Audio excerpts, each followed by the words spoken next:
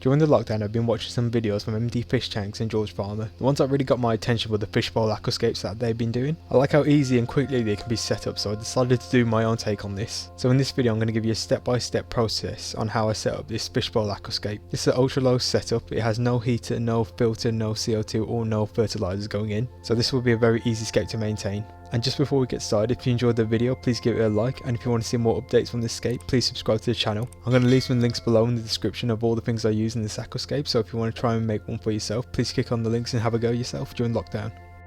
The fish bowl I brought holds around 17 litres of water, which is around 4.5 US gallons.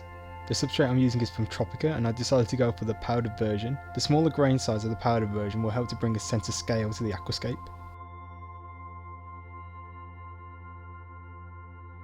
I'm sloping the substrate towards the back of the fish bowl to create almost like a hill effect at the back.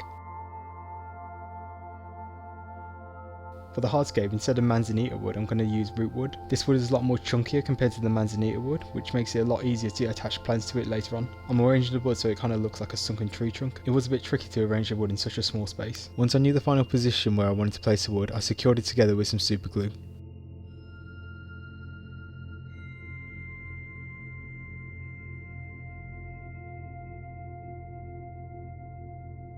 I'm also using some dragonstone as part of the hardscape. And now I'm just adding a bit more substrate to the right hand side of the fish bowl to create more of a slope towards that end. This also gives a bit more height to the aquascape. When you buy dragonstone, it's really dirty and has lots of mud and clay in all the nooks and crannies, so you need to give it a really good clean with a brush to get rid of the mud, otherwise it will end up in your aquarium. I'm placing the dragonstone close to the wood just to help weigh it down, and also this will create some nooks and crannies where I could plant some Bucephalandra later on. I'm going to use the rest of the substrate at the back of the fish bowl just to give a bit more height in this area. I'm just adding some smaller pieces of dragonstone closest to the front of the fish bowl. I'm hoping this will give more of a sense of scale to the fish bowl aquascape. The first plant I'm adding is some Bucephalandra Caterina Pygmaea. I'm planting it in between the rocks and the wood, and eventually over time it will start to attach itself to the hardscape. The next plant I'm adding is some Bucephalandra Theia Green. I put some super glue on the rhizome of the plant. This will help it stick onto the wood a little bit better. I use the gel type super glue instead of the liquid one, as this seemed to work better for me when attaching plants to wood. In the foreground I'm adding some Bucephalandra Lamandau Mini Red. This Bucephalandra produces nice dark red purple leaves as it grows, so this should hopefully provide some nice contrast between all the other greens in the aquascape. I'm just adding some more Bucephalandra Theia Green to the wood. I'm just adding a bit more substrate at the back of the aquascape just to give it a bit more height. It's important to keep the plants hydrated, so I'm using a spray bottle just to keep them hydrated and stop them from drying out. Spraying some water on the substrate will also make it easier to plant the plants later. For the foreground carpet I'm going to be using some dwarf hair grass. This is a very easy plant to take care of, it's very low maintenance, it just needs good light in order to form a carpet. I think in this scape it will take about a month or two for it to form a nice thick carpet around this fish bowl. I only need one pot of hair grass to cover this entire fish bowl. I separated the main plant into lots of little individual plantlets. This allowed me to get the most out of one pot of hair grass. It may take a bit longer to do it this way, but when I'm planting carpeting plants I found this is the best way to achieve a good carpet. I found it was a little bit difficult to plant the hair grass in certain areas, so I had to use my straight tweezers and also my curved tweezers just to get in between the nooks and crannies of the wood and the rocks. If you don't have any aquascaping tweezers, I highly recommend you get some. It makes planting plants so much easier and saves you so much more time. I left a link in the description of what tweezers I use when I'm aquascaping.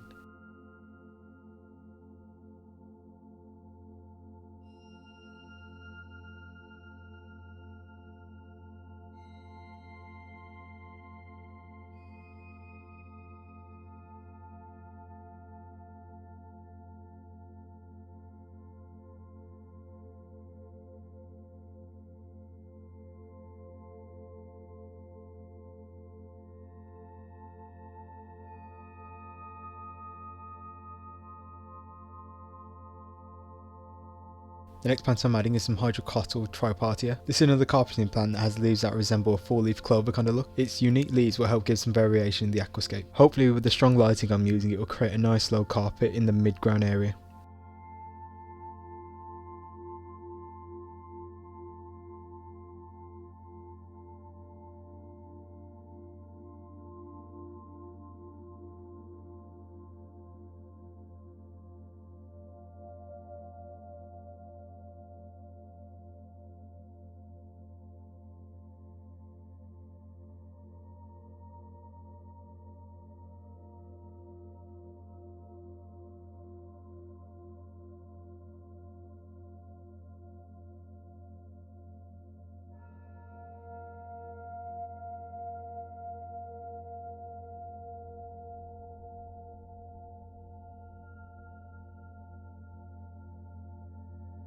The plant I'm going to use in the background is some Hygrophila Pinnatifida. It's very small at the moment, but with good substrate and good lighting it will eventually grow quite tall and develop nice brown reddish leaves.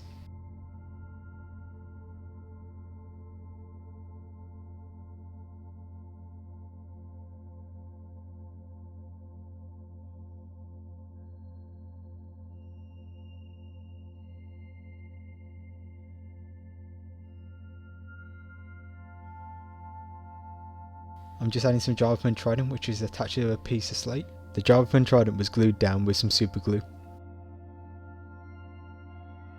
I'm just going to give the plants a quick spray with some more water. I'm just adding some more Bucephalandra Theia Green just to cover up some of the bigger gaps in the Hardscape. Since this is the biggest Bucephalandra I'm using, it's good for covering up gaps in the Aquascape. The last Bucephalandra I'm going to be adding to this fish bowl is some Bucephalandra Needle Leaf. I think this is one of the smallest varieties of the species you can get. The leaves on this plant are about 2 to 3 mils wide. This helps to give it a better sense of scale when it's planted on the wood. Again, I'm using super glue to attach it to the wood just so that it doesn't float away when I'm adding the water later on.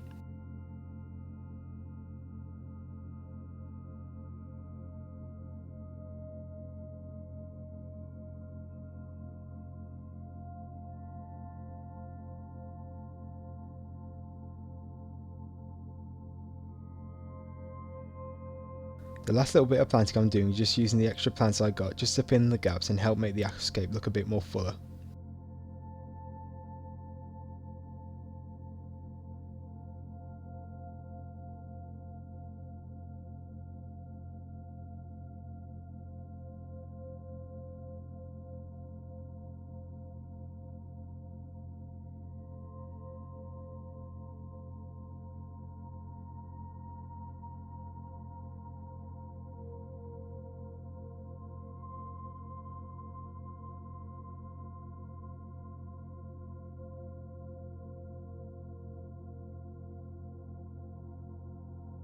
I'm just placing some kitchen roll in the fish bowl. This will act as kind of a buffer so that when I pour the water in it won't disturb the substrate or any other planted plants. When I'm adding the water I like to do it slowly just so I don't disrupt the substrate and prevent the plants from being uprooted and disrupted. I'm adding dechlorinated water and adding about a jug at a time. It's important to take your time during this process as you don't want to rush it, otherwise you'll just waste all the progress you've done.